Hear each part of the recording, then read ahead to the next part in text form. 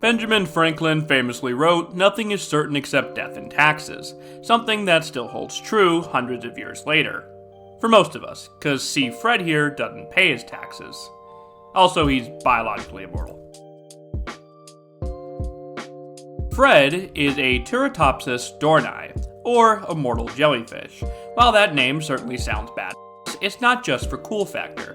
This jellyfish is actually biologically immortal, meaning it has no maximum lifespan, and as long as nothing else kills it, it can essentially live forever. So the question is, how exactly is this possible? To begin, we have to look at other jellyfish. The reason is because other jellyfish, die.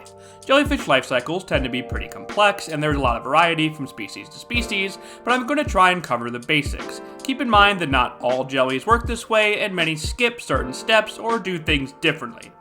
Anyways, the life cycle begins with adult jellyfish releasing eggs and sperm into the water. When the sperm hits the egg, it fertilizes it, resulting in the egg becoming a planula, essentially the larval stage of jellyfish development. From there, the planula will typically attach itself to a hard surface and become a polyp.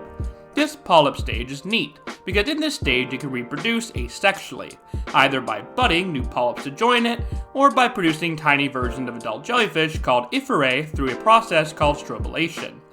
These tiny jellies become big jellies known as medusa, they breed, starting the process over, and then like most living things, they die. What's different with immortal jellyfish is that they're able to actually go back to being a polyp. Once a polyp, they can produce medusae, which will carry on this life cycle. A cycle that it can seemingly repeat forever as long as it's not disrupted. This obviously makes the immortal jellyfish one of the most scientifically fascinating creatures on our planet.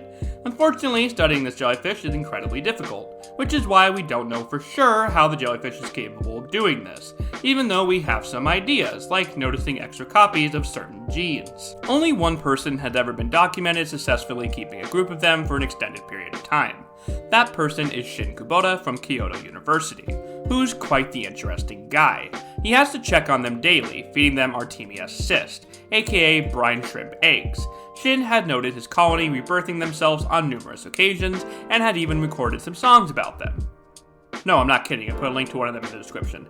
As research continues on the immortal jellyfish, time will tell what we discover. Until then, hopefully these tiny jellies keep jellying, and Mr. Kubota keeps on singing.